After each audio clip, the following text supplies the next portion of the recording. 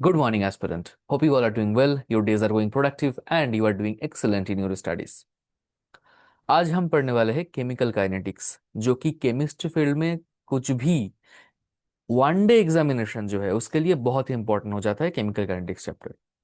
इसको हम डिटेल में पढ़ेंगे एंड इंश्योर करेंगे कि इस चैप्टर से एक भी क्वेश्चन आपसे नहीं छूटेगा। ये चैप्टर पूरा जो कंप्लीट चैप्टर है ये मेरे साथ आप कंप्लीट कर लो। आई इंश्योर यू एक भी क्वेश्चन ऐसा नहीं आएगा एग्जाम में जो आपसे सॉल्व ना हो। So let's get started. हम थोड़ा सा स्लो चलेंगे क्योंकि अल्टीमेटली बहुत जल्दी जल्दी चैप्टर कंप्लीट करके फिर अल्टीमेटली अगर क्वेश्चन ना बने तो इसका कोई मतलब नहीं है। तो स्लो स्लो चलेंगे, पूरा कंसेप्ट को इन डेप्थ अंडरस्टैंड करेंगे, फिर क्वेश्चन को अटेम्प्ट करेंगे एंड उसके बाद देखना मैजिक क्वेश्चन कैसे आप सॉल्व करते हो। So let's get started.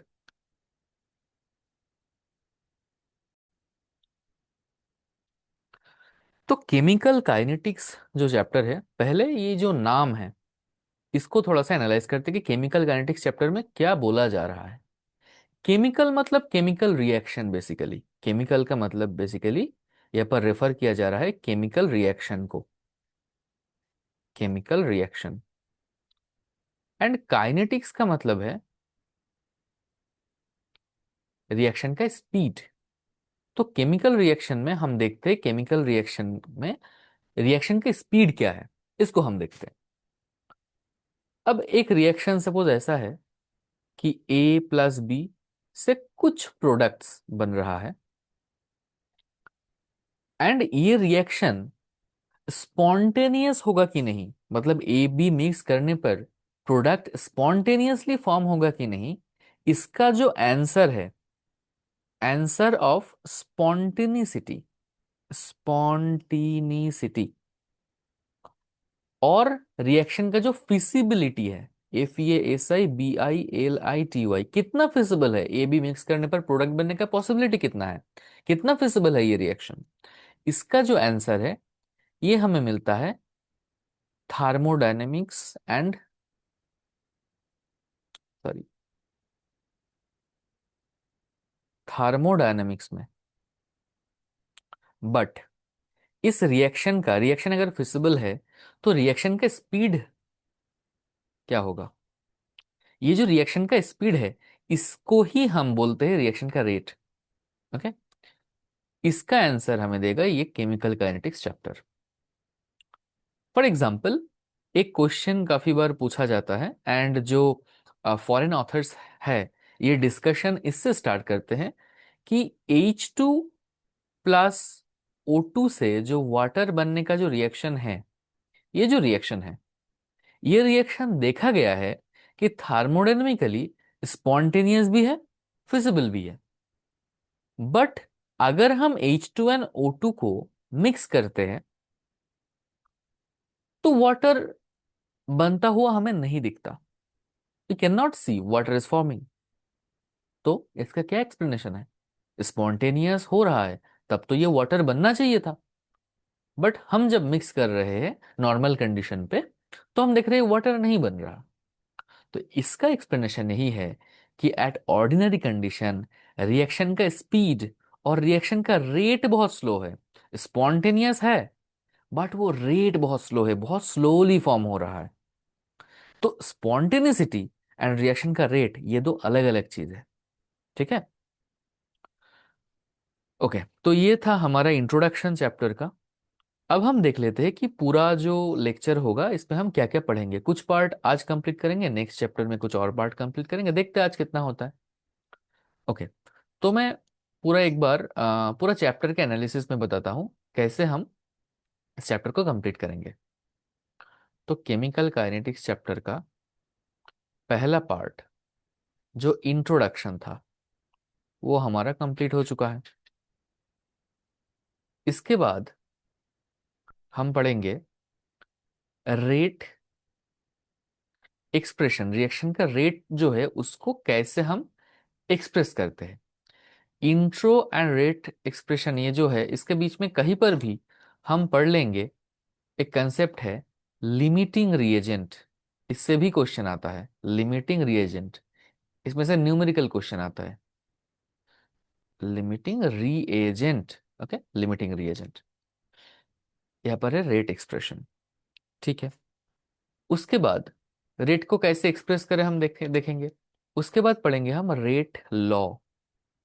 उसके बाद हम देखेंगे मतलब रिएक्शन का ऑर्डर क्या है। रेट लॉ के बाद हम देखेंगे रिएक्शन का ऑर्डर क्या होता है, first order, second order, third order reaction क्या होता है, स्यूडो ऑर्डर रिएक्शन क्या होता है, ये सब। एंड ये जो ऑर्डर है, इसमें हमें देखना होगा कि रेट एक्सप्रेशन मतलब रेट का जो इक्वेशन है वो क्या है। हर एक ऑर्डर का रिएक्शन मतलब zero order, one order, two order, इसमें हम देखेंगे रेट का इक्वेशन क्या बनता है। उसमें हम हाफ लाइफ, टी हाफ, ये कैलकुलेट करेंगे। उसके बाद वहां पर हम कहीं कहीं पर टी क्वार्टर ये भी देखेंगे। T average, average life time किसको बोलते हैं वो भी देखेंगे। यहाँ पर काफी ग्राफ्स होगा, ये ग्राफ्स भी हम पढ़ेंगे। उसके बाद ये ऑर्डर को डिटरमाइन कैसे करते हैं, ऑर्डर का डिटर्मिनेशन कैसे हम एक्सपेरिमेंटली ये ऑर्डर को डिटरमाइन, एक्सपेरिमेंटली या गिवन डाटा के बेसिस पर कैसे हम ऑर्डर को डिटरमाइन कर सकते हैं, इससे भी क्वेश्चन आता है। ठीक है। मतलब ये जो जोन है ना, ये बहुत ही क्वेश्चन इंटेंसिव जोन है। अगर इस चैप्टर में से आज तक केमिस्ट्री फील्ड में जितना भी एग्जाम हुआ है वहां पर 100 क्वेश्चन आया है, तो आप मान लो 40 to 50% यहाँ से ही क्वेश्चन आया है। ठीक है। एंड उससे भी ज्यादा, मतलब 60% आप मान सकते हो कि यहाँ से ही क्वेश्चन आया है। ठीक है। अब ये जो हो गया, ये जो ऑर्डर जहां पर ये सब हम पढ़ रहे हैं, ये सब सारे सिंपल रिएक्शंस है। उसके बाद हम जाएंगे कॉम्प्लेक्स रिएक्शन पर। कॉम्प्लेक्स रिएक्शन पर, कॉम्प्लेक्स रिएक्शन तीन टाइप का होता है। कॉन्जिक्यूटिव रिएक्शन, कॉन्जिक्यूटिव रिएक्शन, मेरे साथ साथ ये नोट बनाते चलो, ठीक है। Consecutive reaction, parallel reaction and reversible reaction. Reversible reaction, ये जो कॉम्प्लेक्स रिएक्शन है ये हम पढ़ेंगे एक कंसेप्ट के बेसिस पर, जिसको हम बोलते हैं अप्रोक्सीमेशन मेथड। हम एक अप्रोक्सीमेशन मेथड सीखेंगे, अप्रोक्सीमेशन मेथड सीखेंगे। इसमें दो टाइप का अप्रोक्सीमेशन मेथड होगा। एक होगा equilibrium approximation method and steady state approximation method, steady, STEADY, steady state approximation method। उसके बेसिस पर हम एक्सप्लेन करेंगे कॉम्प्लेक्स रिएक्शंस को। ठीक है। ये सब होने के बाद आ, ये सब होने के बाद हम पढ़ेंगे enzyme catalysis. Enzyme catalysis, enzyme catalysis and और एक टॉपिक हमारा है यहाँ पर टेम्परेचर डिपेंडेंस, ये भी बीच में कहीं पे पढ़ लेंगे। टेम्परेचर डिपेंडेंस मतलब रिएक्शन टेम्परेचर के ऊपर कैसे डिपेंड करता है। ठीक है। लास्ट में आता है काइनेटिक्स का एंड में theory of reaction rate. Theory of reaction rate, reaction rate को एक्सप्लेन करने का कुछ थ्योरीज है। इसमें आता है कॉलिशन थ्योरी, इसमें आता है एक्टिवेटेड कॉम्प्लेक्स थ्योरी, इसमें आता है ट्रांजिशन स्टेट थ्योरी। इसको हम ट्रांजिशन स्टेट थ्योरी भी बोल सकते हैं। तो ये हम देखेंगे, डिटेल में एनालिसिस करेंगे इसका। ठीक है। तो ये हो गया हम क्या क्या पढ़ेंगे। तो स्टार्ट करते हैं इंट्रोडक्शन में और रेट एक्सप्रेशन में। पहले हम ऐसे स्टार्ट करते हैं। इंट्रोडक्शन का तो सपोज एक पार्ट यहाँ पर ही हो गया। इंट्रोडक्शन, इंट्रोडक्शन यहाँ पर ही हम आप हेडिंग डाल सकते हो, इंट्रोडक्शन। इंट्रोडक्शन में इतना हो गया। अब देखो, कोई भी एक रिएक्शन हो, सपोज 3A + 4B, इससे बन रहा है 2C। सपोज ऐसा एक रिएक्शन है, ये एक केमिकल रिएक्शन है। इस रिएक्शन में एक टर्म हम डिफाइन करते हैं, उसको हम बोलते हैं एडवांसमेंट ऑफ रिएक्शन। एडवांसमेंट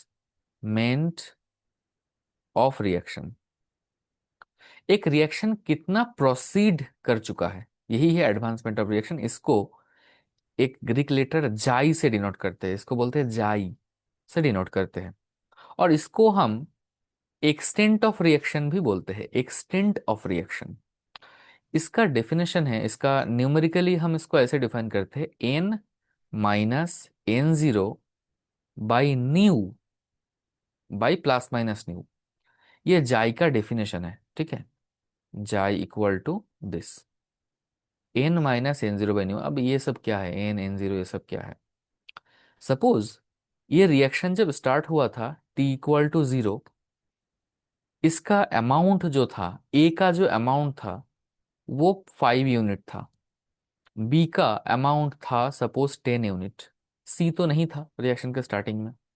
अब कुछ टाइम जब हो गया, T equal to something x, T equal to कुछ टाइम हो गया, सपोज 10 मिनट, 15 मिनट, 20 मिनट, उसके बाद ए और बी का जो कॉन्सेंट्रेशन है वो कम होगा।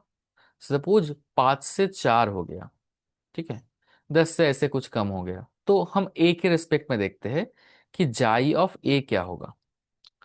ए का जाई होगा एन, मतलब फाइनल अमाउंट जो है, फाइनल कॉन्सेंट्रेशन जो है, ये है 4, माइनस N0 मतलब इनिशियली क्या है, इनिशियल अमाउंट क्या है, 5 है। जाई मतलब जो है, ये जो स्टोइशियोमेट्री है, ये जो नंबर्स लिखा हुआ है यही है जाई। बट जाई अगर रिएक्टेंट का साइड में होगा तो नेगेटिव देना है, प्रोडक्ट के साइड पे होगा तो पॉजिटिव देना है, ठीक है। जाई नेगेटिव लेना है यहाँ पर अगर रिएक्टेंट हुआ, पॉजिटिव होगा अगर प्रोडक्ट हुआ तो, ठीक है। मे बी कुछ नॉइज आ रहा है बाहर से, I am sorry for that, you can learn with that also. Okay, okay, so 4 - 5 by क्या होगा अब जो ए का जो स्टोइशियोमेट्री क्या है यहाँ पर 3 है, तो 3 लिखेंगे, बट ए तो रिएक्टेंट है ना, तो यहाँ पर माइनस आएगा। तो यहाँ पर देखो 4 - 5 मतलब -1/3 बाई माइनस, सो टोटल हो जाएगा 1/3। तो एडवांसमेंट जाई ऑफ ए हो गया 0.33, ये हो गया एडवांसमेंट ऑफ ए। तो ऐसे हम एडवांसमेंट कैलकुलेट कर सकते हैं। एंड रिएक्शन का जो रेट है, एक रिएक्शन का जो रेट है उसको हम ऐसे डिफाइन करते हैं, it is the time derivative, it is the time derivative of, it is the time derivative of क्या, ऑफ जाई मतलब एडवांसमेंट। इसका टाइम डेरिवेटिव होता है रेट। तो रेट क्या होता है, डी जाई डी टी, है कि नहीं, डी जाई डी टी, राइट। तो यही है रेट। अब देखो इसको थोड़ा सा एक्सटेंड करते हैं, डी डी टी ऑफ जाई के प्लेस पर हम लिख देते हैं n - N0, n - N0 by plus minus के जगह हम न्यू लिखते हैं, क्योंकि न्यू हमें पता है कि प्लस होगा कि माइनस होगा, तो इसलिए जस्ट न्यू लिखते हैं हम। अब इसको देखो ऐसे लिख सकते हैं कि नहीं, D D T of, sorry, of N by nu minus D D T of N0/न्यू, ये लिख सकते हैं हम। अब देखो ये जो N0 है ये क्या है, ये इनिशियल अमाउंट है। अब इनिशियल अमाउंट तो हमें पता है क्या है ना, ये हम जानते हैं, एंड ये एक फिक्स्ड अमाउंट है। विथ टाइम इनिशियल अमाउंट, मतलब इनिशियल अमाउंट जो है वो तो चेंज नहीं होता ना, फाइनल अमाउंट चेंज होता है। इनिशियल अमाउंट हमने जितना दिया वही वैल्यू है। कैलकुलेशन में कहीं भी इनिशियल अमाउंट अगर लिखना होगा तो हमें 5 ही लिखना होगा ए के लिए। तो ये N0 जो है ये कांस्टेंट है, कांस्टेंट है तो पूरा डेरिवेटिव ये हो जाएगा 0। तो क्या बचा, dn/dt न्यू, मतलब इसको हम थोड़ा सा रीअरेंज करके ऐसे लिखते हैं 1/न्यू dn/dt, 1/न्यू dn/dt हो गया।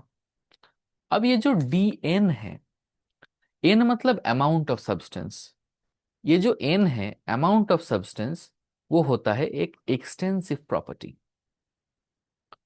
एक्सटेंसिव प्रॉपर्टी, अब इसका मतलब क्या है, एक्सटेंसिव प्रॉपर्टी ऐसे प्रॉपर्टीज होता है जो मास के ऊपर डिपेंडेंट होता है, मतलब मास डिपेंडेंट, जितना मास ज्यादा है उतना ही ज्यादा ये जो प्रॉपर्टी है वो ज्यादा होगा।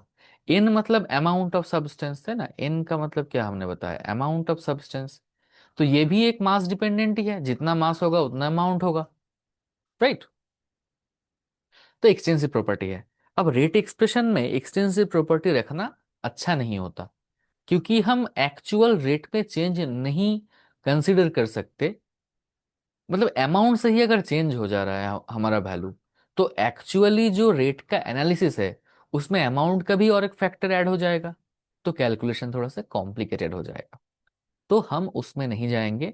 हम ये एक्सटेंसिव को कन्वर्ट करेंगे इंटेंसिव प्रॉपर्टी में।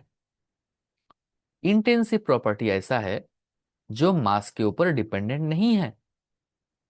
इसके लिए कैसे हम कर सकते हैं, एक एक्सटेंसिव प्रॉपर्टी को और एक एक्सटेंसिव प्रॉपर्टी से हम डिवाइड अगर कर दे तो वो प्रॉपर्टी इंटेंसिव बन जाता है। तो हम ये करेंगे, अब रेट को, ये जो एक्सप्रेशन है इसको हम ऐसे चेंज करेंगे, आर इक्वल टू, इसको वॉल्यूम से डिवाइड कर देंगे, इसको वॉल्यूम से डिवाइड कर देंगे, इक्वल टू 1/न्यू डी एन, वॉल्यूम से डिवाइड कर देंगे बाई डी टी। अब n/v जो हो गया ये होता है कॉन्सेंट्रेशन। Okay, concentration. तो 1/न्यू कॉन्सेंट्रेशन मतलब डीसी हम लिखते हैं यहाँ पर, D concentration by D T, D concentration D T. तो यही हमारा फाइनल रेट एक्सप्रेशन हो गया। हम इसको ऐसे भी बोलते हैं कि rate at constant volume equal to 1/न्यू डी सी डी टी, 1/न्यू डी सी डी टी हो गया। तो यही है रेट एक्सप्रेशन। किसी रिएक्शन का रेट एक्सप्रेशन ऐसे लिखा जाता है। तो ये जो रेट एक्सप्रेशन है इस पे हम पहुंच गए। तो अब आप सेकेंड पार्ट का हेडिंग डाल सकते हो अपने कॉपी पर, यहाँ पर rate expression, rate expression, rate expression डाल के ये आपने पूरा लिख लिया। उसके बाद रेट एक्सप्रेशन हेडिंग डाल के शुरू करो ये जो इक्वेशन है इससे। ठीक है, रेट एक्सप्रेशन डाल के मेन जो इक्वेशन हमने लिखा है वो इक्वेशन लिखो एंड सेकेंड पार्ट आप शुरू करो। इंट्रोडक्शन हमारा कंप्लीट हो गया है। ठीक है, इसको थोड़ा सा ऐसे, ओके। तो रेट एक्सप्रेशन लिख के हम हमारा नेक्स्ट पार्ट की तरफ बढ़ रहे हैं। चलो, अब हम देखेंगे, हमें पता चल गया कि रेट एक्सप्रेशन का फॉर्मूला क्या होता है। अब देखो, सपोज एक रिएक्शन है, A 5a plus 3b equal to 2c plus 9d, ये एक रिएक्शन है। अब रेट एक्सप्रेशन हमने क्या देखा, इसको हम अभी नेक्स्ट में जब भी हम पढ़ेंगे इसको हम स्मॉल आर से डिनोट करेंगे। ठीक है, स्मॉल आर कैपिटल आर, पहले मैंने कैपिटल आर लिखा था बट बाद में हम हर जगह इसको स्मॉल आर से ही डिनोट करेंगे। रेट हमने क्या देखा, एक्सप्रेशन क्या है, 1/न्यू डी सी डी टी, सी मतलब कॉन्सेंट्रेशन है। ठीक है, अब देखो, न्यू का मतलब पता है, ये स्टोइशियोमेट्रीज ये सब है ना, ये कितना नंबर ऑफ मोल्स में रिएक्ट हो रहा है, रिएक्शन हो रहा है। एंड इसमें ये भी प्लस माइनस हो सकता है। तो इसको लेकर इस रेट को हम रिएक्टेंट के टर्म्स में भी बता सकते हैं, रिएक्टेंट के टर्म्स में भी बता सकते हैं एंड प्रोडक्ट के टर्म्स में भी बता सकते हैं, रिएक्शन के टर्म्स एंड प्रोडक्ट के टर्म्स में भी बता सकते हैं। कैसे, ये देखो, अगर हम ए के बेसिस पर रेट को एक्सप्रेस करना चाहे तो हम ऐसे लिखेंगे, रेट इक्वल टू, पूरा जो ऐसा है ऐसा ही लिखेंगे हम, 1/न्यू मतलब क्या है, 1/न्यू मतलब है 5, बट रिएक्टेंट का साइड है मतलब -5, D C, D of C मतलब कॉन्सेंट्रेशन, किसका कॉन्सेंट्रेशन, ए का concentration. So D of concentration of A, ये थर्ड ब्रैकेट में लिखा हुआ का मतलब है ए का कॉन्सेंट्रेशन अपन डी टी। सही बात है। इसको अगर हम बी के टर्म्स में लिखें तो ये हो जाएगा similarly -1/3 d B d t, no issues. इसको अगर हम प्रोडक्ट के टर्म्स पे लिखेंगे, सी के टर्म्स पे, तो यह आएगा 1/2, -2 नहीं होगा क्योंकि प्रोडक्ट साइड पे है, डी सी डी टी। अब ये सी मतलब ये एलिमेंट सी, ठीक है, एलिमेंट मतलब कंपाउंड या जो भी हो, इक्वल टू क्या होगा, 1/9 D of capital D upon D T. तो ये हो गया रेट एक्सप्रेशन। अब यहां से न्यूमेरिकल क्वेश्चन आता है। एक क्वेश्चन मैं बता रहा हूं, आप सॉल्व करो। ठीक है, उससे पहले ओके, ये देखो, यहाँ पर दो टर्म डिफाइन कर सकते हैं हम। यहाँ पर विथ टाइम क्या क्या चीज कम हो रहा है। ए एंड बी का जो कॉन्सेंट्रेशन है वो विथ टाइम कम होगा, क्योंकि रिएक्शन आगे बढ़ रहा है। ये से ही तो प्रोडक्ट बन रहा है ना, तो ए और बी कम होगा विथ टाइम, एंड सी और डी विथ टाइम बढ़ेगा। तो यहाँ पर अगर क्वेश्चन आए कि rate of decomposition of A, decomposition of A, ये अगर हम आपको कैलकुलेट करने दे तो आपको क्या करना है। ये तो टोटल रेट है, बट इसमें से rate of decomposition of A इतना सा है, minus of D A D T, यही है net rate of decomposition, rate of decomposition of A. ठीक है। अगर आपको ये बोले कि rate of decomposition of B क्या होगा, तो ये इतना सा होगा, डी बी डी टी तो रहेगा, बट उसके साथ अगर प्लस माइनस जो है साइन को लेकर, ठीक है, वो होगा। अगर बोले कि रेट ऑफ फॉर्मेशन ऑफ सी, तो क्या होगा, डी सी डी टी ही होगा सिर्फ, इसके आगे तो प्लस है, मतलब उसको कंसिडर करो ना करो कोई प्रॉब्लम नहीं होगा। अगर rate of formation of D बोले तो डी डी डी टी। ठीक है। तो एक मैं क्वेश्चन देखता हूँ आपके लिए, नेट रेट ऑफ डिकम्पोजिशन से। एक सेकेंड।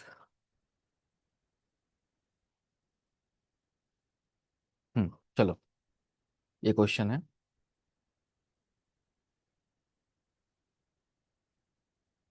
क्वेश्चन है, एक रिएक्शन है 3A + 4B equal to 5C + 6D। यहाँ पर बोला जा रहा है कि रेट ऑफ डीज appearance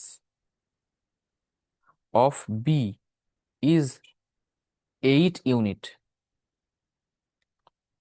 तो क्वेश्चन है यहाँ पर रेट ऑफ रिएक्शन क्या है, रेट ऑफ रिएक्शन क्या है। उसके बाद क्वेश्चन है रेट ऑफ डिकम्पोजिशन और डिसअपियरेंस ऑफ ए क्या होगा। क्वेश्चन है रेट ऑफ फॉर्मेशन ऑफ सी क्या होगा। क्वेश्चन है rate of formation of D क्या होगा। यही है क्वेश्चन। खुद पहले सॉल्व करो, उसके बाद एक्सप्लेनेशन देखो। अब यहाँ पर जो 8 यूनिट दिया गया है, इसको थोड़ा सा हम एक्सप्लेन कर लेते हैं कि रेट का यूनिट क्या होता है, रिएक्शन रेट का यूनिट क्या होता है। अब देखो, रेट का जो एक्सप्रेशन है 1/न्यू, न्यू तो एक नंबर है, 3 4 5 1 2 ऐसे नंबर है, तो उसका तो कोई यूनिट नहीं है। ऊपर है कॉन्सेंट्रेशन, डीसी मतलब कॉन्सेंट्रेशन का चेंज, डीटी मतलब टाइम का स्मॉल चेंज। ऊपर में कॉन्सेंट्रेशन का स्मॉल चेंज, नीचे टाइम का स्मॉल चेंज। तो इसका यूनिट ऑब्वियसली होना चाहिए ऊपर में कॉन्सेंट्रेशन का यूनिट बाय नीचे टाइम का यूनिट। कॉन्सेंट्रेशन को हम ऐसे डिनोट कर सकते हैं, अगर मोलारिटी के टर्म्स पे हम बात करें तो मोल लीटर इनवर्स, ये कॉन्सेंट्रेशन का एक यूनिट हम मान सकते हैं। बाय टाइम सेकेंड मान लो आप, टाइम का तो कुछ भी यूनिट हो सकता है, बट हम एक यूनिट मान रहे हैं, तो इसका ऑल्टरनेटिव हो सकता है ऐसे। तो एक यूनिट हम देख रहे हैं, तो ऐसे हम लिख सकते हैं mole litre inverse second inverse. अब मोल लीटर इनवर्स इसको ही हम बोलते हैं मोलारिटी, है ना, पर सेकेंड। और इसको ही हम बोल सकते हैं मोलारिटी इनटू सेकेंड इनवर्स, है ना। तो ये इसका यूनिट हो सकता है। तो 8 यूनिट का मतलब है, मतलब 8 यूनिट मतलब इसका जो यूनिट किसी भी यूनिट पे होगा तो इसके अकॉर्डिंग बताना है। अब देखो, इसके अकॉर्डिंग, इस रिएक्शन के अकॉर्डिंग आपको रेट एक्सप्रेशन लिखना है। आर इक्वल टू, चलो दूसरा कलर ले लेता हूँ।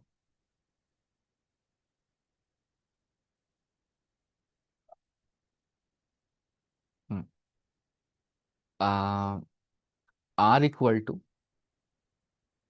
-1/3 DA dt। मैं अब ये थर्ड ब्रैकेट नहीं लिखूंगा, आपको मतलब पता चल जाएगा, ऑफिशियल लिखने का तरीका यही है, तो जल्दी लिखने के लिए मैं थर्ड ब्रैकेट नहीं लगा रहा हूँ।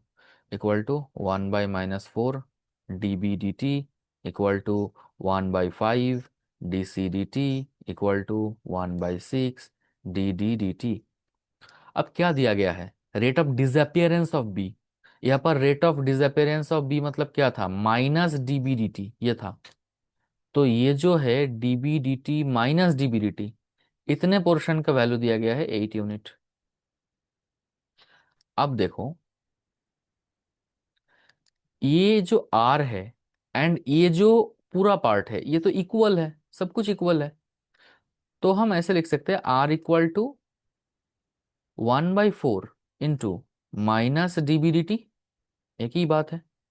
अब इसका वैल्यू है 8, तो आर का वैल्यू क्या हो जाएगा, 8/4 इक्वल टू 2। आर का वैल्यू हो गया 2, राइट। तो रेट ऑफ रिएक्शन 2 यूनिट। अब देखो, अब चाहिए rate of decomposition of A. Rate of decomposition है ये कितना है, ये minus D A D t, इतना पोर्शन का वैल्यू चाहिए rate of decomposition of A का मतलब। तो minus D A D T equal to हम 3R लिख सकते हैं, ये इक्वेशन एंड ये इसको, ये दो टर्म है इसको टैली करके, minus D A D T equal to 3R। तो मतलब R जो है उसका 3 गुना होगा, तो 3 × T 2 6 होगा। Similarly rate of formation of C, ये होगा 5R, मतलब 5 × 2 10, राइट। उसके बाद 6 × 2 ये होगा 12। तो यही होगा आंसर। क्या आपने सही किया था? I hope so. नहीं तो कोई बात नहीं, ऐसे क्वेश्चंस आप जब क्वेश्चंस प्रैक्टिस करोगे किसी भी बुक से तो आपको मिल जाएगा ऐसा क्वेश्चन, ये काफ़ी इजी है। चलो ये तो हो गया रेट एक्सप्रेशन। अब एक छोटा सा टॉपिक मैंने बताया था आपको हमें करना है, वो है लिमिटिंग रिएजेंट। बट उससे पहले, ये जो रेट एक्सप्रेशन है इसको किसी और तरीके से भी रिप्रेजेंट किया जा सकता है। ये जो रेट एक्सप्रेशन है इससे लिंक्ड है रेट लॉ। नेक्स्ट आप पॉइंट करो, अब आप सीखोगे रेट लॉ क्या होता है। यहाँ पर हम सीखेंगे रेट लॉ। किसी भी रिएक्शन का जो रेट है उसको हम दो तरीके से रिप्रेजेंट कर सकते हैं। एक है थियोरिटिकल एंड दूसरा है एक्सपेरिमेंटल। बहुत ध्यान से सुनना, रिएक्शन का रेट को एक्सप्रेस करना हम थियोरिटिकली भी कर सकते हैं, एक्सपेरिमेंटल भी कर सकते हैं। थियोरिटिकल मतलब हम रिएक्शन देख के वो लिख सकते हैं rate law, rate expression. Experimental क्या है, मतलब उसको हम एक्सपेरिमेंट करने के बाद ही लिख पाएंगे। थियोरिटिकल जो है रेट लॉ मतलब रेट का एक्सप्रेशन, वो तो यही है ना, रिएक्शन देख के ही तो हम लिख रहे हैं। तो ये जो हमने पढ़ा ये एक्चुअली थियोरिटिकल रेट लॉ को एक्सप्रेस करता है, सही है। बट एक्सपेरिमेंटल क्या है, एक रिएक्शन को एक्सपेरिमेंटल मतलब रेट लॉ क्या है उसको ऐसे रिप्रेजेंट किया जाता है। सपोज एक रिएक्शन है, ए प्लस बी से प्रोडक्ट्स बन रहा है, ए प्लस बी से प्रोडक्ट्स बन रहा है। इसका जो स्टोइशियोमेट्री है वो स्मॉल ए है, इसका जो स्टोइशियोमेट्री है वो स्मॉल बी है, मतलब A B are just small a small b, they are just numbers. Okay. अब इसका अगर हम रेट एक्सप्रेशन थियोरिटिकली जाए तो R equal to -1/a d A D T equal to -1/b d B d t. ये तो theoretically हम लिख सकते हैं, प्रोडक्ट्स जो भी होगा वो अगर दिया हुआ होता तो उसके अकॉर्डिंग भी लिख देते। बट एक्सपेरिमेंटली रेट लॉ को ऐसे एक्सप्रेस किया जाता है, इसको हम ऐसे लिखेंगे R proportional to, R is proportional to concentration of A and concentration of B.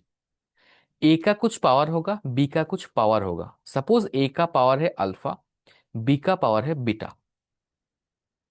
कुछ जो पावर होगा ये ए एंड बी हो भी सकता है और नहीं भी, जनरली नहीं होता।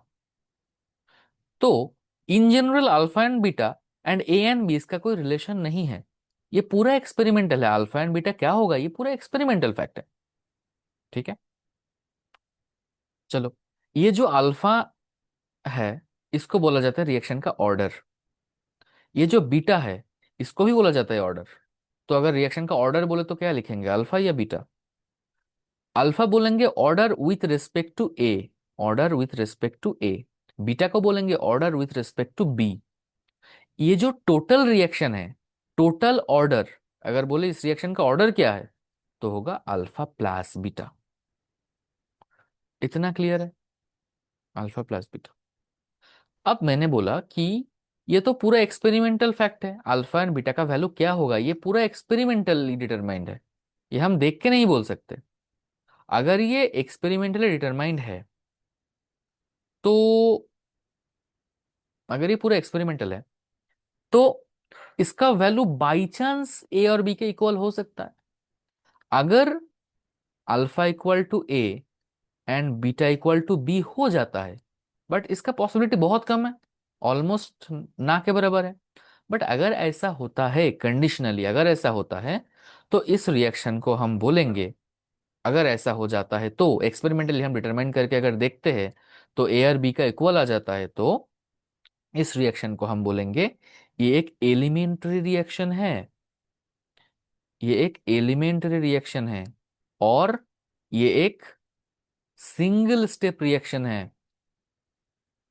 सिंगल स्टेप रिएक्शन मतलब रिएक्शन एक ही स्टेप में होगा, ए एन बी से ऐसा नहीं होगा कि ए एन बी से बीच में कुछ और बन रहा है, फिर कुछ और बन रहा है, फिर प्रोडक्ट बन रहा है, ऐसा नहीं होगा। ये एक सिंगल स्टेप रिएक्शन होगा। ठीक है। एंड इसका जो ऑर्डर होगा वो ए प्लस बी ही होगा, क्योंकि टोटल ऑर्डर तो अल्फा प्लस बीटा है ना, alpha equal to A beta equal to B. But अगर ये इक्वल नहीं होता, ठीक है, अल्फा ए के इक्वल नहीं है और बीटा बी के इक्वल नहीं है और दोनों ही अनइक्वल है, अगर नॉट इक्वल टू होता है, तब वो reaction, they are not single step, they are not single step, वो सिंगल स्टेप रिएक्शन नहीं होगा। तब वो रिएक्शन होगा, हम बोलेंगे वो है कॉम्प्लेक्स रिएक्शन, वो है कॉम्प्लेक्स रिएक्शन। तो हमने अब दो तरीके की रिएक्शन देखा, सिंगल स्टेप रिएक्शन और एलिमेंट्री रिएक्शन, एंड दूसरा कॉम्प्लेक्स रिएक्शन, ये इससे भी आता है। ये थियोरिटिकल रेट एक्सप्रेशन है, ये जो रेट एक्सप्रेशन है ये थियोरिटिकल रेट एक्सप्रेशन है, एंड ये जो है ये एक्सपेरिमेंटल रेट एक्सप्रेशन है कि नहीं?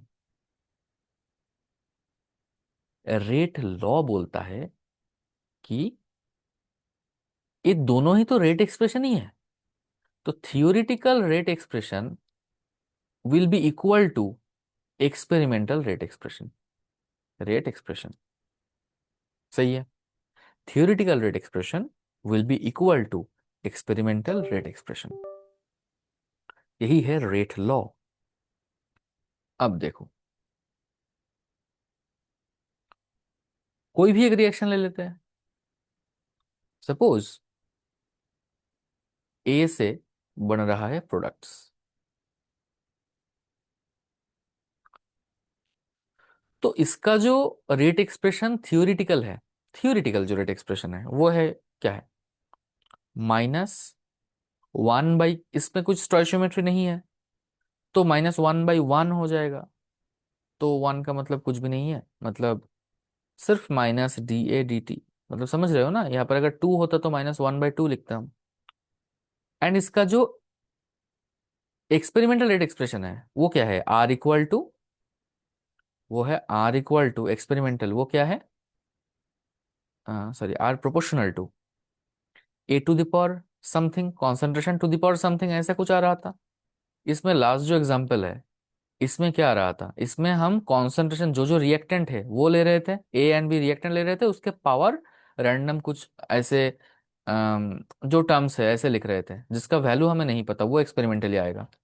यहाँ पर अगर एक ही कंपाउंड है, मतलब एक ही रिएक्टेंट है, तो सिर्फ ए लिखेंगे, उसके ऊपर कुछ पावर लिख लेंगे, suppose A to the power N, okay, N उसका पावर है।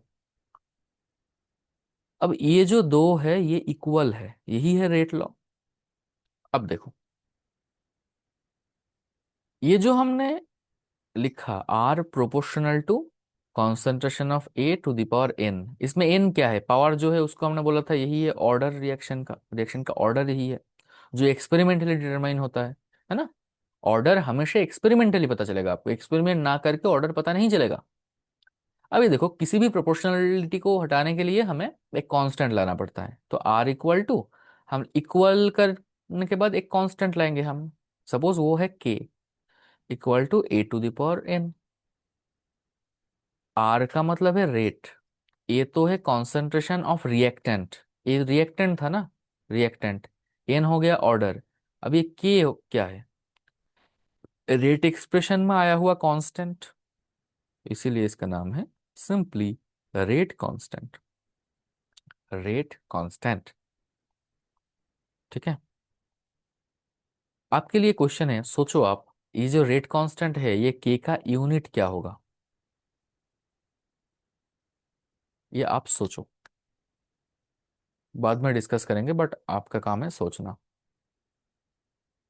चलो, तो इसको भी हम ऐसे लिख सकते हैं, आर इक्वल टू के ए टू द पावर एन। अब दोनों ही आर है, एक थियोरिटिकल है एक एक्सपेरिमेंटल है, बट दोनों एक ही रिएक्शन का रेट को रिप्रेजेंट कर रहा है, तो दोनों सेम ही है।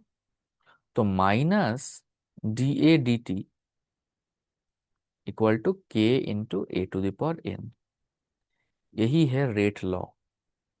ठीक है, रेट लॉ का हमने एक एग्जाम्पल लेके लिखा है। सही है, कोई दिक्कत नहीं है इसमें, आई होप नहीं है। अब देखो, एक सेकेंड।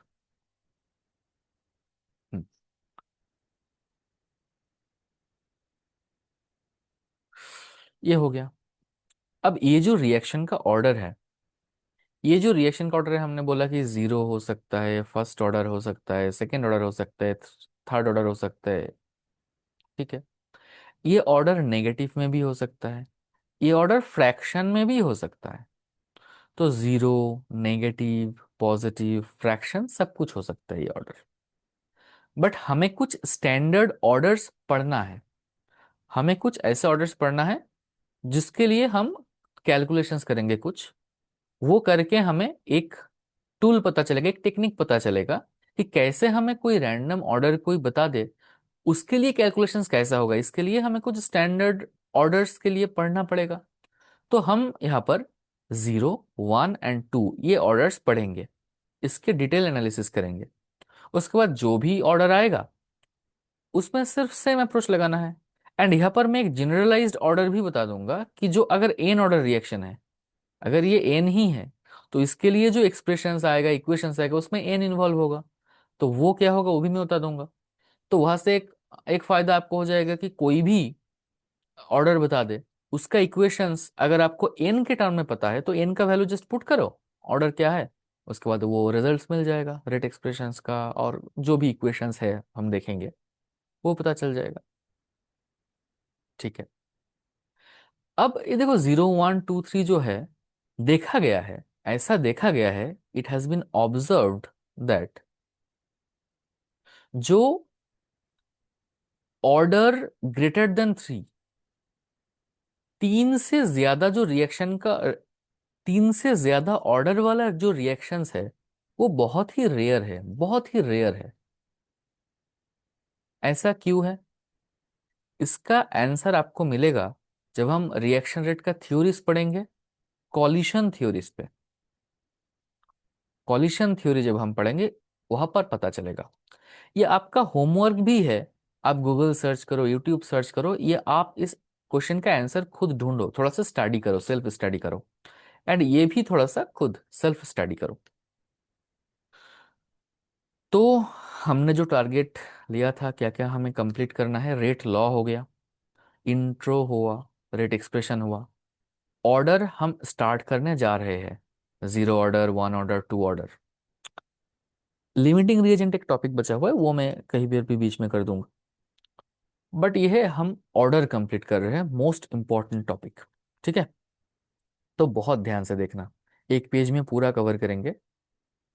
जो डेरिवेशंस है वो स्कूल के एग्जाम में या कॉलेज के एग्जाम में वो आ सकता है, मैं डेरिवेशन करूंगा, बट फाइनली कॉम्पिटिटिव एग्जाम के लिए, जो 1 डे एग्जाम में आप बैठोगे उसके लिए जो इंपॉर्टेंट है, क्या क्या आपको याद रखना है ताकि एग्जाम में बात बन जाए, वो भी मैं बता दूंगा। ठीक है, तो पहले थोड़ा सा दिमाग खोल के पूरा सीख लो, उसके बाद क्या क्या याद करना है वो भी मैं बता दूंगा। चलो, तो हम देखेंगे पहले 0 order reaction, n equal to 0, 0 order reaction हम देखेंगे, फिर देखेंगे एन इक्वल टू 1, थोड़ा सा साइड में लिखते हैं। n equal to 1 first order reaction, फिर n equal to 2 second order reaction, फिर nth order reaction. nth order reaction मतलब एक जनरलाइज्ड हम लिखेंगे, ठीक है। सही है। सपोज जो रिएक्शन है वो है ए से बन रहा है प्रोडक्ट्स, ए से प्रोडक्ट्स बन रहा है। रेट एक्सप्रेशन क्या है? आर इक्वल टू के ए टू दावर एन। अब एन का वैल्यू क्या है? एन का वैल्यू तो जीरो है, तो एक यहाँ पर जीरो लिख देते हैं हम, कोई दिक्कत नहीं है। अब आर को हम minus D A, D of concentration of A upon D T ऐसे भी तो लिख सकते हैं ना। इक्वल टू के ए टू दावर जीरो मतलब कुछ भी टू दावर जीरो मतलब वन है, तो इंटू वन मतलब सिर्फ के। तो ऐसे हम लिखेंगे D A equal to minus K D T, कोई दिक्कत नहीं है इसमें। अब ये जो है, हाँ इसको थोड़ा सा हम साइड में लिखते तो बढ़िया होता। हम्म, ये है ए टू प्रोडक्ट्स। अब देखो, ये जो हमारा बना ए टू प्रोडक्ट्स, जब reaction start, just reaction started so T equal to zero, उसमें सपोज ए का जो कॉन्सेंट्रेशन था वो था ए जीरो। प्रोडक्ट तो उसमें कुछ बना ही नहीं था, तो इसमें कुछ नहीं था। जब टी इक्वल टू टी कुछ टाइम हुआ तो रिएक्टेंट का कॉन्सेंट्रेशन कितना बचा हुआ है वो होगा एटी। एटी मतलब कितना रिएक्टेंट बचा हुआ है, तो कितना कंज्यूम हुआ होगा, इसका डिफरेंस जो है वही कंज्यूम हुआ होगा। जितना कंज्यूम हुआ होगा उतना ही प्रोडक्ट बना होगा। तो प्रोडक्ट का कॉन्सेंट्रेशन क्या होगा? ए जीरो माइनस एटी। ए जीरो माइनस एटी क्यों? एटी माइनस ए जीरो क्यों नहीं? क्योंकि ए जीरो बड़ा है ना, बड़ा वैल्यू है। पहले रिएक्टेंट का कॉन्सेंट्रेशन ज्यादा था, अब तो कम हो गया है ना, तो ऊपर से नीचे वाला वो माइनस करेंगे। चलो ठीक है। अब देखो, ये जो इक्वेशन बना इसको हम इंटीग्रेट करेंगे, अब इंटीग्रेशन करेंगे। चलो इंटीग्रेशन करते हैं। D A equal to minus K, ये सब कांस्टेंट है, डी टी। जब रिएक्ट जब टी इक्वल टू जीरो था तो ए का कॉन्सेंट्रेशन क्या था? ए जीरो था। जब टाइम टी हुआ तो ये हो गया A T. D of integration of D x मतलब एक्स। अब इंटीग्रेशन का रूल मैं नहीं सिखा रहा, यहाँ पर होगा सिर्फ ए, एंड इसका जो पावर होगा वो होगा ए टी। एंड यहाँ पर ए जीरो पावर नहीं मतलब लिमिट्स होगा, वो A T and A zero होगा माइनस के। यहाँ पर भी होगा सिर्फ टी, जीरो वन। तो इसका मतलब है A T minus A zero equal to minus K T. सही है। और माइनस को इस साइड पे लाके अगर हम मल्टीप्लाई कर दे तो यहाँ पर ए जीरो माइनस ए टी ऐसा हो गया इक्वल टू के टी हो गया। सही है। A zero minus A T equal to K T. अब इसको रिप्रेजेंट करने का एक दूसरा तरीका भी है। कुछ कुछ बुक्स पे वो ऐसे लिखते हैं, इस ए जीरो को ए जीरो ना मान के स्मॉल ए मानेंगे, एंड वो फिर मान लेंगे कि विथ टाइम ए से एक्स अमाउंट ऑफ रिएक्टेंट वो डिकम्पोज हो गया है, वो प्रोडक्ट बना चुके हैं, तो ये वाला हो गया एक्स। तो जहां पर भी ए जीरो है वहां पर ए पुट करो, जहां पर ए टी है ए माइनस एक्स पुट करो, जहां पर ए जीरो माइनस ए टी है वहां पर एक्स पुट करो। तो ए जीरो माइनस ए टी की जगह हम एक्स पुट करेंगे, x equal to K T. तो ये दोनों सेम इक्वेशन है, X equal to K T. ये हमारा हो गया जीरो ऑर्डर रिएक्शन, ठीक है। अब जो जीरो ऑर्डर रिएक्शन का मतलब है, यहाँ पर थोड़ा सा हमें और कुछ देखना है। हाँ, पहले के जो है इसका यूनिट क्या होगा? N equal to zero, zero order reaction में जीरो ऑर्डर रिएक्शन में यूनिट ऑफ के क्या है? यूनिट ऑफ के, अब देखो R equal to K into A to the power zero, इसका मतलब तो वन ही है, तो आर इक्वल टू के। तो रेट का जो यूनिट है वही के का यूनिट होगा, मतलब mole litre inverse second inverse, यही होगा के का यूनिट। सही है। अब अब यहाँ पर कैलकुलेट करेंगे हम हाफ लाइफ। ध्यान से देखना, हाफ लाइफ कैलकुलेट करेंगे हम। We will be calculating half life. Half life का क्या मतलब है? हाफ लाइफ का मतलब एक रिएक्शन के लिए ऐसा है जिस भी टाइम पर रिएक्टेंट का कॉन्सेंट्रेशन इनिशियल कॉन्सेंट्रेशन का हाफ हो जाए, रिएक्टेंट का फाइनल कॉन्सेंट्रेशन वो हो जाए जो इनिशियल कॉन्सेंट्रेशन था उसका आधा, तो हाफ लाइफ जब आएगा, ये होने में जितना टाइम लगेगा वही है हाफ लाइफ। 80, मतलब हमने स्टार्ट किया था A0 से, फाइनली हम आए 80 पर, तो 80 मतलब A0/2, मतलब A0 को आधा होने में जितना टाइम लगेगा। पहले हम सपोज 5 मोलर रिएक्टेंट ले रहे थे, तो वो ढाई होने में कितना टाइम लगेगा, वही है हाफ लाइफ। ठीक है, कितना टाइम लगेगा तो हमें टाइम ही कैलकुलेट करना है। अब जीरो ऑर्डर रिएक्शन के लिए हमें कैलकुलेट करना है हाफ लाइफ। उसके लिए हमें ये जो एक्सप्रेशन है इसका जरूरत पड़ेगा। अब 80 के जगह पर हम व्हेन T=T½ मतलब जब हाफ लाइफ होगा तब A=A0/2 होगा। इसको यहाँ पर पुट कर देते हैं, A0 माइनस 80 के जगह पर A0/2 = K T½ अब T½ मतलब हो गया A0/2K।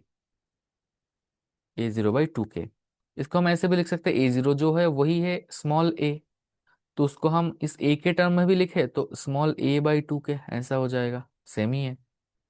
तो हाफ लाइफ का फॉर्मूला हो गया। सही है। तो हमें लग रहा है ये बोर्ड जो है वो n=0 ही कंप्लीट करने में लग जाएगा। ठीक है, तो थोड़ा सा डिटेल में हम देखेंगे। तो आप नेक्स्ट पेज में n=1 करना, मतलब ये पहले हम कंप्लीट कर लेते हैं। तो हमारा एक्सप्रेशन जो आया अभी तक, A0-80 = KT, वही है x=KT। x=x क्या है, कितना प्रोडक्ट बना है वही है x। और क्या आया, T½ = A/2K और A0/2K यही है। अब हम्म, ये जो रिएक्शन है जीरो ऑर्डर रिएक्शन, ये रिएक्शन कब कंप्लीट होगा? T completion. कब ये रिएक्शन कंप्लीट होगा, पूरा रिएक्शन कंप्लीट हो जाएगा कब? देखो, जब रिएक्शन कंप्लीट होता है तो एटी जो है, एटी मतलब क्या है, एटी मतलब क्या है, कितना रिएक्टेंट अभी बचा हुआ है। रिएक्शन जब कंप्लीट हो जाएगा तो कुछ भी रिएक्शन नहीं बचा होगा, रिएक्टेंट नहीं बचा होगा, तो एटी=0 है।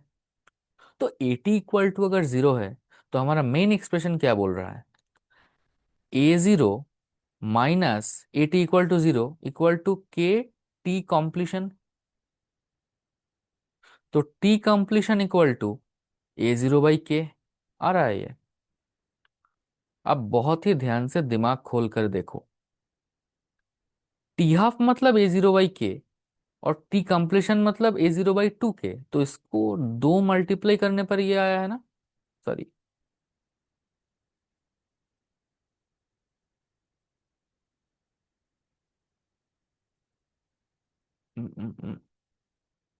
हाँ, यहाँ पर दो मल्टीप्लाई करने पर ये आया है ना, ये आया है। मतलब A0/K का मतलब तो A/K ही हुआ ना, मतलब एक ही बात है, तो इंटू टू करने पर आया है।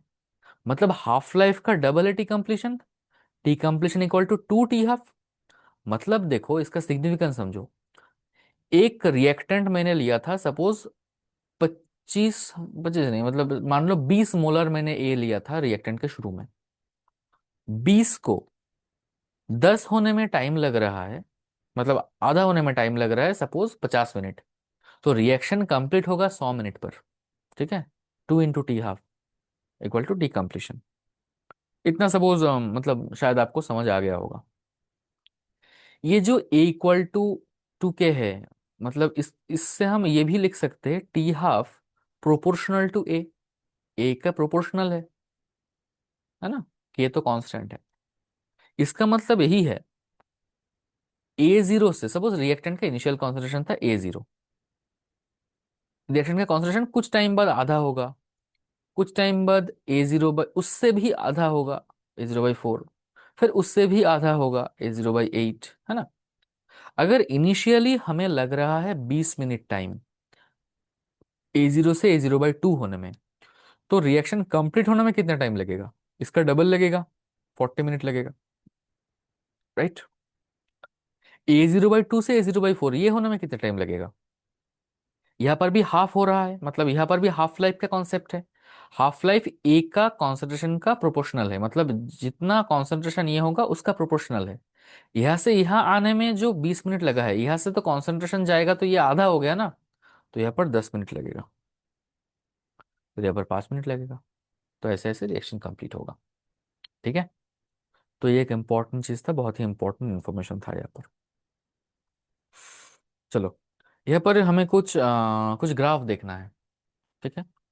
आई एज्यूम कि ग्राफ बनाना आपको आता है, y = mx + c, नहीं तो सीख लो पहले कहीं से भी, यूट्यूब से भी। y = mx + c, सी का वैल्यू 0 होता है तो ग्राफ कैसा होता है, सी का वैल्यू प्लस होता है तो ग्राफ कैसा होता है, माइनस होता है तो कैसा होता है, एम का वैल्यू प्लस होता है तो कैसा होता है, एम का वैल्यू माइनस होता है तो क्या होता है, वो मैं यहाँ पर नहीं सिखाने वाला। आपको जो ग्राफ ड्रॉ करना है, जो भी एक्सप्रेशन हमने लिखा है इसके बेसिस पर ही होगा। A - x वर्सेस टी, इसका ग्राफ क्या होगा ये आपको लिखना है। x वर्सेस टी, आर मतलब रेट एक्सप्रेशन जो है ये R versus T, T half versus A, T quarter versus A. T quarter हमने नहीं किया ना, ये आप करोगे, ये होमवर्क है।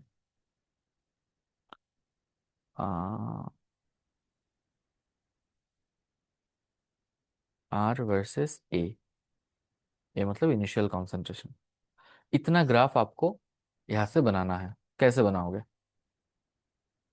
अब टी क्वार्टर में बता देता हूँ थोड़ा सा। टी क्वार्टर, टी हाफ मतलब क्या है, रिएक्टेंट हाफ हो चुका है रिएक्टेंट का कॉन्सेंट्रेशन। टी क्वार्टर मतलब 75%, मतलब 75% रिएक्शन हो चुका है, रिएक्शन कंप्लीटेड, ओके। तो जो ए टी है, मतलब अभी का जो रिएक्टेंट का कॉन्सेंट्रेशन कितना बचा हुआ है वो क्या होगा, वो A0 का 1/4 होगा ना, A0 का 1/4 होगा। उतना कॉन्सेंट्रेशन A0 तो इनिशियली था, उसका 1/4 ही बचा हुआ होगा। तो ये जो एक्सप्रेशन है यहाँ पर आप टी के जगह टी क्वार्टर लिखो, ए टी के जगह A0/4 लिखो, तो आपको पता चल जाएगा कि यहाँ से ऐसे एक एक्सप्रेशन आएगा, T½ = A/2 के। ऐसी जगह पर टी क्वार्टर का वैल्यू आएगा, आप खुद डिराइव करना इसको। टी क्वार्टर का वैल्यू आएगा 3A/4 के। 3A का मतलब A0 भी है, एक ही बात है, तो ऐसा कुछ आएगा, ठीक है। चलो अब देखते हैं कि ग्राफ कौन सा क्या होगा। A - x versus T, A - x versus T कहाँ से, हम कौन सा इक्वेशन ले कि ये आ जाए, ये टर्म आ जाए। मैं इसको थोड़ा सा रिमूव कर रहा हूँ, ठीक है। ये जो पार्ट है इसको मैं रिमूव कर रहा हूँ।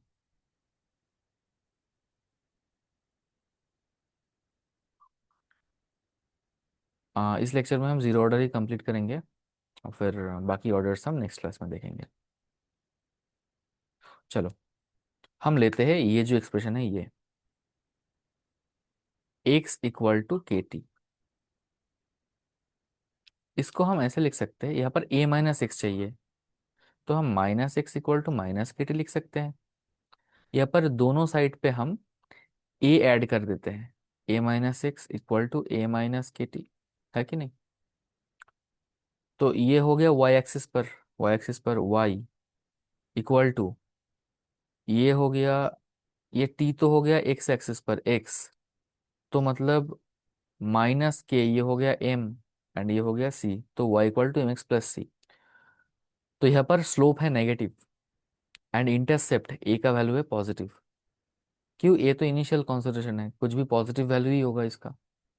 तो इंटरसेप्ट c होगा पॉजिटिव, k स्लोप है नेगेटिव, तो ग्राफ ऐसा आएगा, स्ट्रेट लाइन होगा, मतलब ऐसा आएगा, ठीक है। अब X equal to T, X equal to K T है, इसी एक्सप्रेशन से आ जाएगा। इसको हम कैसे लिखे, Y equal to X, a Y axis पे तो एक्स है ना, अब टी है वाई एक्सिस पे, तो टी की जगह हम लिखेंगे वाई, एंड वाई के साथ क्या रखते हैं हम, सॉरी, टी तो एक्स एक्सिस पर है, टी एक्स एक्सिस पर है, तो एक्स के साथ एम है जो है, तो Y equal to M X plus C, C का वैल्यू जीरो है, यहाँ पर सी कुछ नहीं है, स्लोप पॉजिटिव है, तो पॉजिटिव स्लोप है, सी जीरो है, मतलब ये ओरिजिन से पास करेगा, मतलब ओरिजिन का डायरेक्शन में ही होगा, तो ये ऐसा होगा, ये slope positive and passing through origin, origin से पास करेगा अगर एक्सटेंड करे तो। नेक्स्ट, आर और टी का एक्सप्रेशन क्या होगा, हमने देखा कि आर इक्वल टू के, ए टू दावर जीरो मतलब वन, तो आर इक्वल टू के, आर इक्वल टू के, यहाँ पर टी का कुछ है, टी का कुछ रिलेशन है यहाँ पर, टी का कोई टर्म ही नहीं है, तो आर टी के ऊपर डिपेंडेंट ही नहीं होगा, तो ऐसा होगा। यहाँ पर ए का कुछ टर्म है, आर के एक्सप्रेशन पे नहीं है ना, ये तो डिफरेंशियल फॉर्म है, मतलब सिर्फ ए का तो कुछ नहीं है ना, तो ये भी ऐसा होगा। तो मतलब जीरो ऑर्डर रिएक्शन का जो रेट है वो टाइम इंडिपेंडेंट, टाइम के ऊपर डिपेंड नहीं करता, वो रिएक्टेंट का इनिशियल कॉन्सेंट्रेशन के ऊपर भी डिपेंड नहीं करता। सही है। अब T half versus A, T half proportional to A, explain क्या था, T half equal to A zero A by two के,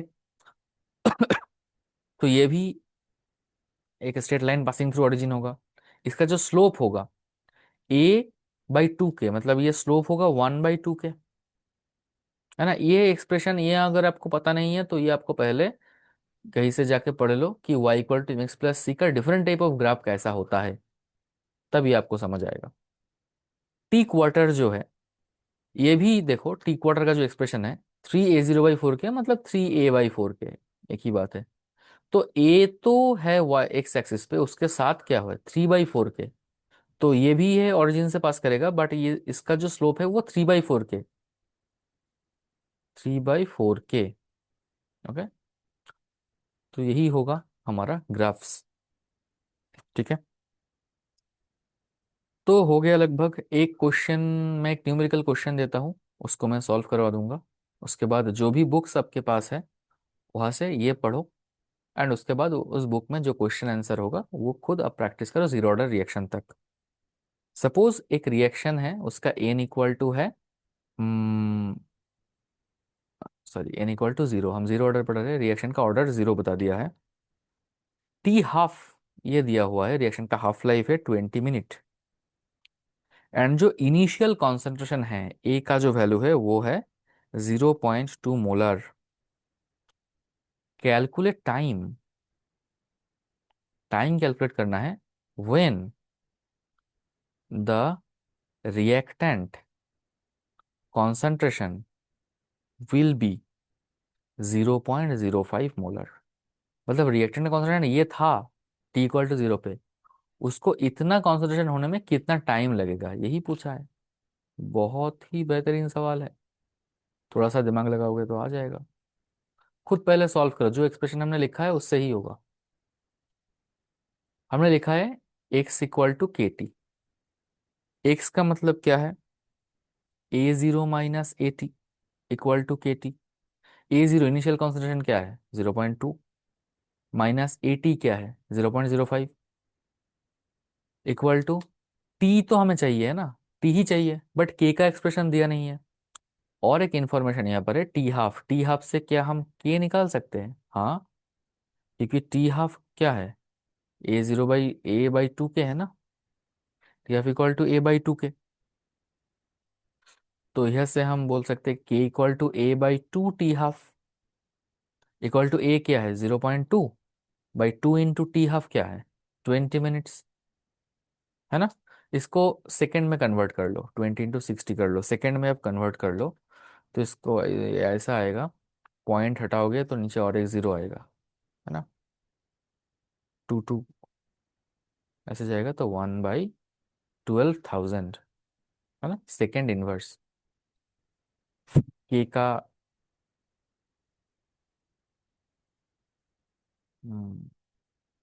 सॉरी, हम्म, ठीक है। 1/12,000। अब जो है के तो मिल गया हमें, इक्वल टू के मतलब 1/12,000 इंटू टी।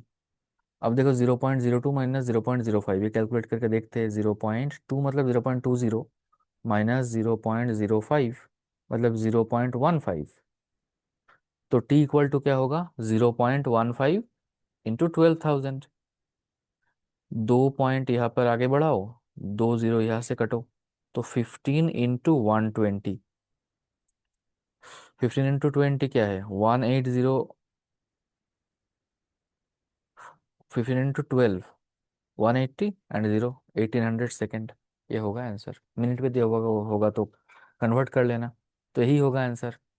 तो ऐसे यही जो एक्सप्रेशन है, यही जो इक्वेशन है, इसको यूज करके क्वेश्चन आएगा। ओके, तो आज के लिए इतना ही। क्लास को अच्छे से पढ़ो आप, आपका जो टेक्स्ट बुक है उससे पढ़ो। फिर टेक्स्ट बुक में अगर जीरो ऑर्डर के रिलेटेड कुछ क्वेश्चन है उसको आप सॉल्व करो।